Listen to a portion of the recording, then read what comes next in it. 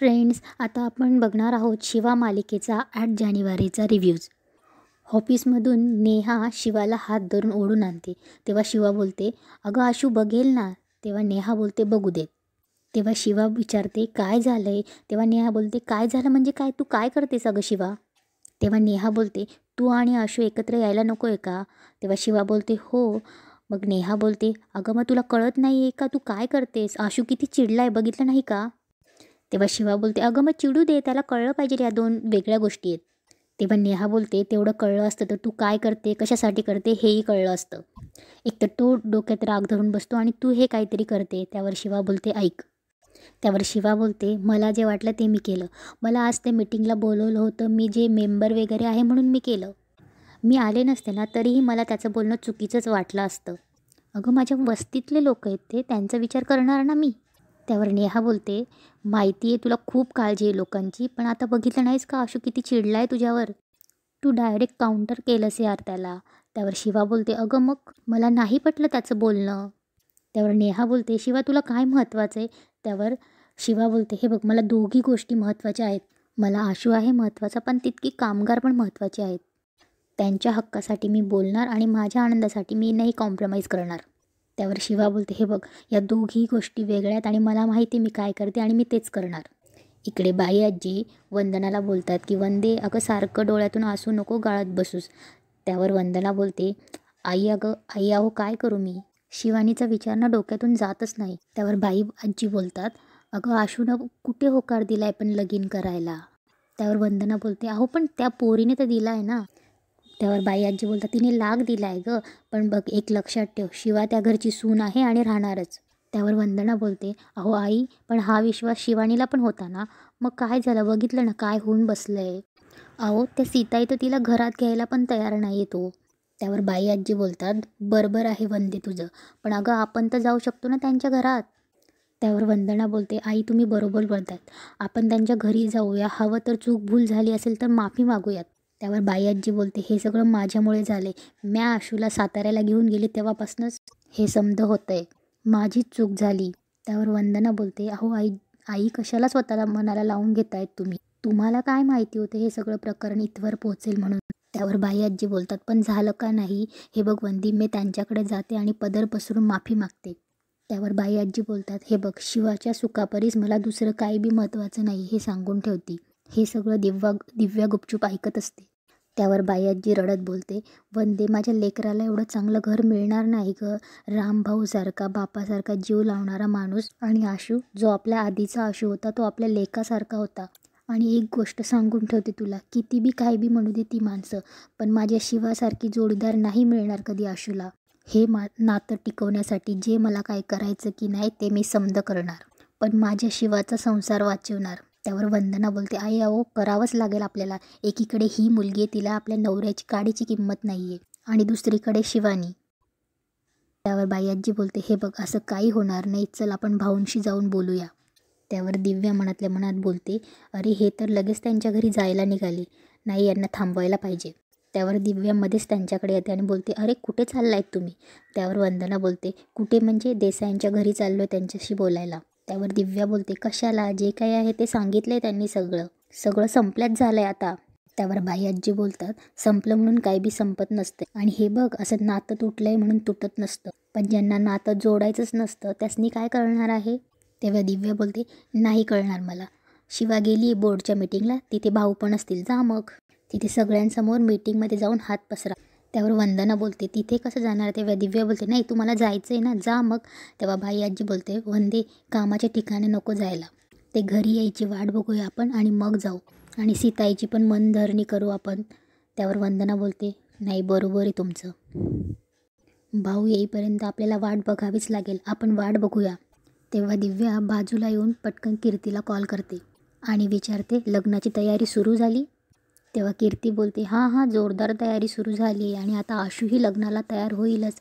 तेव्हा कीर्ती बोलते, नाही आई आणि बाई आजीनी घोळ घातला नाही तर.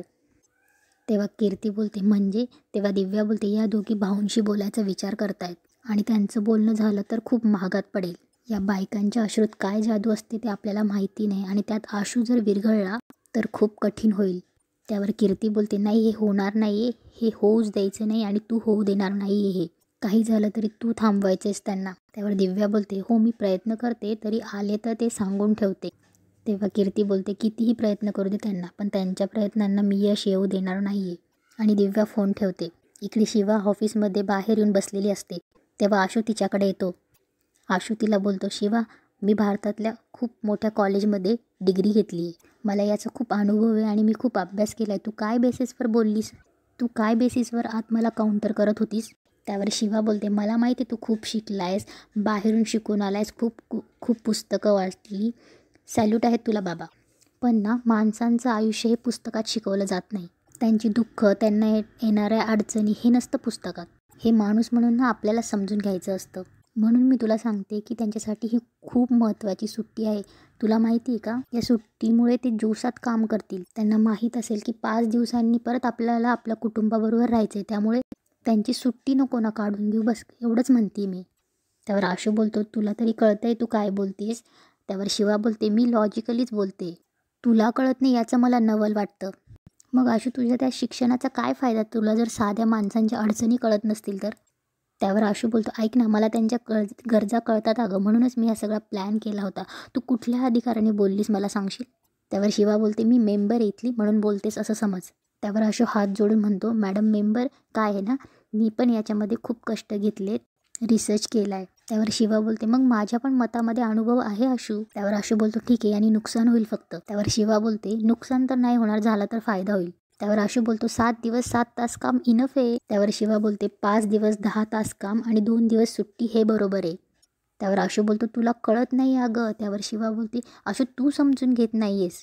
त्यावर सर्व कामगार येतात आणि बोलतात, साहेब शिवा बरोबर म्हणते, आम्ही 10 तास काम करायला तयार आहोत, पण आमची सुट्टी कॅन्सल करू नका. आम्हा सर्व कामगारांना या सुट्टीची खूप गरज आहे. त्यावर आशू बोलतो, हे बघा तुम्ही जरा विचार करून बघा, तुम्हीच घरी जाल लवकर रोज. त्यावर एक कामगार बोलतो, नको साहेब, आम्ही 3 तास जास्तीचं काम करायला तयार आहोत, पण आमची सुट्टी कॅन्सल नका करू प्लीज. त्यावर एक कामगार बोलतो, साहेब आठवड्यातनं जर 2 दिवस सुट्टी द्यायला तयार असाल ना, तर उरलेले 5 दिवस आम्ही जीव तोडून काम करू. त्यावर शिवा बोलते, तुम्ही सगळे शांत बसा. हे बघा इथे सगळे तुमच्या भल्याचाच विचार करतायत, फक्त वेगवेगळ्या पद्धतीने करतायत. तुम्ही काळजी करू नका, तुमच्या हिताचा निर्णय होईल, फक्त थोडा वेळ द्या आम्हाला. त्यावर शिवा आशूकडे बघून म्हणते, आशू आपल्याला योग्य तो निर्णय घ्यावा लागेल. इकडे दिव्या बाई आजी आणि आईकडे येते आणि मुद्दामच भाजी निवडू लागते.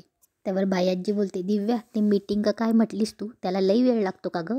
त्यावर दिव्या बोलते, हो मग काय अगं, चाळीत पाणी येत नाही तेव्हा त्याची मीटिंग 4-4 तास चालते.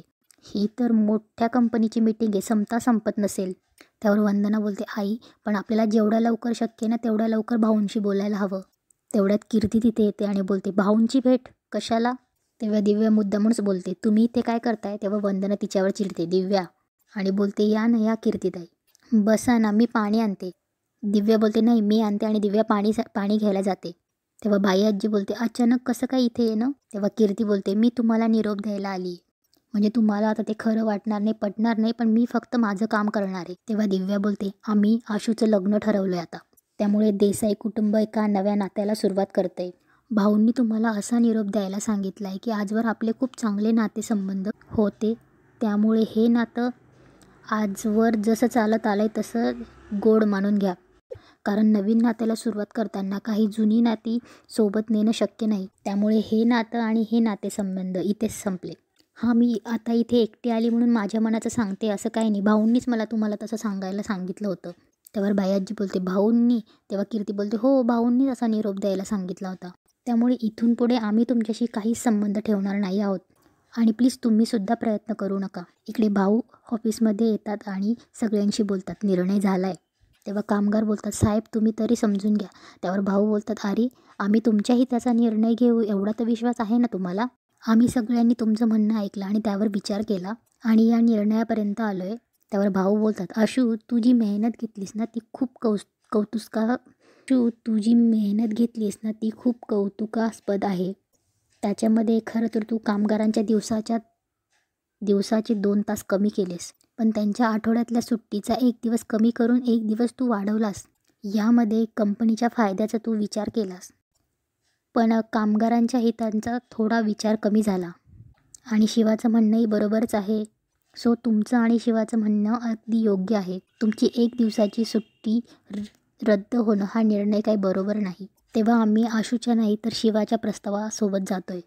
तेव्हा कामगार बोलतात, साहेब खूप उपकार झाले तुमचे. साहेब आम्हाला माहिती होतं तुम्ही चुकीचा निर्णय घेणार नाही. आभारी आहोत साहेब. तेव्हा भाऊ बोलतात, अरे माझे कसले आभार मानतायत, शिवाचे आभार माना. तिच्यामुळे खरं तर आम्हाला तुमच्या मनातली भावना कळली. तेव्हा कामगार शिवाला म्हणतात, शिवा तू आज मीटिंगमध्ये आमचा आवाज बनलीस. त्यावर शिवा बोलते, असं काही नाही आहे, मला जे योग्य वाटले तेच बोलली फक्त. तेव्हा शिवा कामगारांशी आणि भाऊ ऑफिसल्या मेंबरांशी बोलायला लागतात आणि आशू थोडासा कन्फ्यूज होतो. इकडे बाई आजी कीर्तीला म्हणते, मला खरं वाटत नाही कीर्ती, कारण की भाऊंसारखा इतका विचार करणारा माणूस असं काही बोलूच शकत नाही. तेव्हा कीर्ती बोलते, ठीक आहे काही हरकत नाही, तुम्ही भाऊंशी बोलून घ्या, ते स्वतः सांगतील तुम्हाला. तेव्हा वंदना बोलते, मग भाऊ का नाही आले इथे. तेव्हा कीर्ती बोलते, अहो मीटिंग आहे ना, आणि बोर्ड मीटिंग महत्त्वाची आहे आणि आपले नातेसंबंध चांगले होते, मग तुम्हाला त्रास होऊ नये म्हणून भाऊंनी सगळं मला सांगायला सांगितलं आणि कदाचित मी हे तुम्हाला सगळं सांगते ते भाऊंना सांगता आलं नसतं. तेव्हा वंदना बोलते, आई अहो आपण काय विचार करत होतो आणि काय घडतंय हे सगळं. त्यावर बाई आजी बोलते, वंदे आपण भाऊंशी बोलूया. तेव्हा कीर्ती बोलते, हां बोला ना तुम्ही. तेव्हा दिव्या पण बोलते, हां बोलणार आहेत. तसंही बाई आजी आणि आई जाणारच होते आता भाऊंशी बोलायला. तेव्हा कीर्ती बोलते, पण माझं एक ऐकाल का, मी हात जोडते तुमच्या पुढे, प्लीज तुम्ही घरी येऊ नका. काय ना घरातलं वातावरण खूप दिवसांनी चांगलं आहे आणि तुम्ही आलात तर पुन्हा ते खराब होईल. आणि आजी माझं काम झालं आहे, मी निरोप द्यायला आली होती ते मी केलं आहे. तेव्हा बाई आजी बोलते, कीर्ती तू भाऊंचा निरोप आम्हास दिलास, आता मोरं काय करायचं ते आम्ही आमचं बघू. तेव्हा दिव्या बोलते, हां हां झालं आहे, पोचला आहे तुमचा निरोप. भाऊंनी हीच किंमत केली बाई आजी आणि आईच्या भावनांची. तेव्हा दिव्या बोलते, बाई आजी नशिबे आत्ता कळले, तिथे गेल्यावर हे सगळं ऐकायला मिळालं असतं तर. आता त्यांनाच हे नातं नको आहे तर आपण कशाला तरी आग्रह करायचा. कीर्ती बोलते, आजी काही चूक भूल झाली असेल तर मोठ्या मनाने माफ करा आम्हाला, आणि जाते मी म्हणून निघून जाते. इकडे बाई आजी बोलते, वंदे माझा विश्वास बसत नाही, भाऊंसारखा माणूस असा कसा निरोप पाठवेल. इकडे भाऊ ऑफिसमध्ये संताप करत असतो, मला ना पटतच नाही, ए नेहा इकडे या फाईल ना फेकून दे. काय ही मुलगी कोण आहे का, हिला काय कळतं बिझनेसबद्दल. त्यावर नेहा बोलते, आशू चिल. त्यावर आशू बोलतो, चिल अगं तुला कळत नाही का, एवढी मेहनत केली आपण या प्रेझेंटेशनवरती, एवढा स्टडी केला होता, सगळं लॉजिकल होतं आणि ही येते आणि मध्येच काय बोलून जाते, आपल्या स्ट्रॅटेजीज सांगते काय, आपल्याला चुकीचं कसं ठरवते. त्यावर नेहा बोलते, आशू एक सेकंड तू आधी बस. त्यावर आशू बोलतो, शांत काय बसू अगं, तू ओळखत नाहीस अगं शिवाला. त्यावर नेहा मनातल्या मनात म्हणते, खरं तर तू ओळखू शकला नाहीस शिवाला. आशू बोलतो, 10 तास काम आणि 2 दिवस सुट्टी. तेव्हा नेहा म्हणते, पण आशू याने अचीव काय होतं आहे, आपलाच फायदा आहे ना, अरे आपल्या प्रोडक्शनची इफिशियन्सी वाढते त्याने. त्यावर आशू बोलतो, हो बरोबर आहे, पण सगळं प्लॅननुसार होणं गरजेचं आहे ना, आणि आपण एवढं प्लॅनिंग केलं होतं आणि हा माझा त्यामागचा विचार होता. नेहा बोलते, अरे भाऊंनी आजवर कामगारांचा विचार केला आहे, तर असो इथून पुढे आता तूही त्यांचा मुलगा म्हणून त्यांचा विचार करायला हवा, मग ते शिवाने सांगितलेल्या पद्धतीने का असे ना. तेव्हा आशू बोलतो, 1 मिनिट मला एक गोष्ट सांग, तुला अचानक शिवा का बरोबर वाटते. तेव्हा नेहा थोडी अडखळते आणि बोलते, काय चूक आणि काय बरोबर हा काही प्रश्न नाही आहे, आपल्या कंपनीचा फायदा होतोय तोही आपला विचार करून, एवढंच येते. त्यावर आशू बोलतो, ऐक नेहा तुला कळत नाही, हे सगळं मुद्दामून करण्यात येते. ऐक नेहा तुला कळत नाही, हे सगळं मुद्दामून करण्यात येते, शिवाने हे मुद्दामून करते, तिला आवडतं तिला कामगारांचा पोळका हे दाखवायला, कुठेतरी मध्ये घुसून आपण हिरो व्हायचं हे तिला खूप आवडतं. त्यावर नेहा म्हणते, बरं ठीक तू आधी बस आधी, हे घे पाणी पी आणि सगळा राग गिळून टाक. मी काही क्रिकेट हारून नाही आलो आहे सगळा राग गिळून टाकायला, काय तू पण. आणि आशू मला ना जेन्युअनली वाटते तू ना उगाच काहीतरी विचार करतोयस, मला नाही वाटत शिवा असं काहीतरी मुद्दाम करेल. त्यावर आशू बोलतो, नाही पण ती आलीच कशाला, मी जेन्युअनली सांगते, अरे शिवाची यात काही चुकी नाही आहे, तू उगाचच काही पण विचार करतोय. त्यावर आशू बोलतो, अरे पण ती आलीच कशाला. त्यावर नेहा बोलते, भाऊंनी सांगितलं ना ती बोर्ड मेंबर आहे. त्यावर आशू बोलतो, नाही तिने ना भाऊंना ब्लॅकमेल केलं असणार इमोशनल, त्यामुळे हे सगळं झालं असेल, मी होतो ना मला माहिती आहे, मला वेळीच सगळं आवरायला हवं होतं, मी जर योग्य निर्णय घेतला असताना तर ही वेळ आलीच नसती. त्यावर नेहा मनात बोलते, शिवा यार काय करून ठेवलंयस तू हे, आता आशू या रागाच्या भरात लग्नाला होकार देऊन बसला तर काय. इकडे वस्तीत कामगार शिवाच्या नावाने नारे लावत असतात, संघर्ष नगरचा एकच वाली, आली रे आली शिवा आली. तेवढ्यात पाना गँग सगळी बघते हे काय चालू आहे ते. त्यावर शिवा बोलते, अरे तुम्हीच थांबा जरा, थांबा. तेव्हा स्टेपनी म्हणतो, ए बॅटरी डिप्पर इकडे या. तेव्हा स्टेपनी बोलतो जवळ येऊन, शिवा क्या हे सब, मॅनेजमेंटपर्यंत आमचा आवाज पोचवलास, आम्हाला आहे ना आमच्या हक्काची सुट्टी मिळवून दिलीस, ते पण कोणाला नडली, आशुतोष देसाईला. तेव्हा बॅटरी बोलते, शिवा तू जिजूंना. शिवा बोलते, नडली वगैरे काही नाही.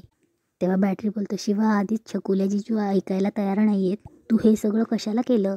तेव्हा शिवा बोलते, अरे या सगळ्या 2 वेगळ्या गोष्टी आहेत. मी माझं सुख बघणारच आहे, पण मी लहानपणापासून कामगारांना बघत आली आहे, मी लहानपणापासून त्यांच्यात वाढली, मग त्यांना काय हवं काय नको हे सगळं बोलायला नको का. आणि शिवासमोर कोणीही असलं ना तरी आपल्या माणसांचं मी नुकसान होऊ देणार नाही.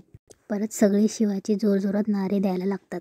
तेव्हा शिवा बोलते, थांबा थांबा, बस झालं, मी काही एवढी मोठी गोष्ट केलेली नाही आता. तेव्हा एक कामगार बोलतो, शिवा असं तुला वाटतंय, पण आम्ही 2 दिवस घरी राहिल्यामुळे आमच्या घरच्यांच्या चेहऱ्यावर जो आनंद आहे ना, तो जर तू पाहिलास ना तर तुला लक्षात येईल तू किती मोठी कामगिरी केली ते. आणि असं बोलून सिरियल संपते.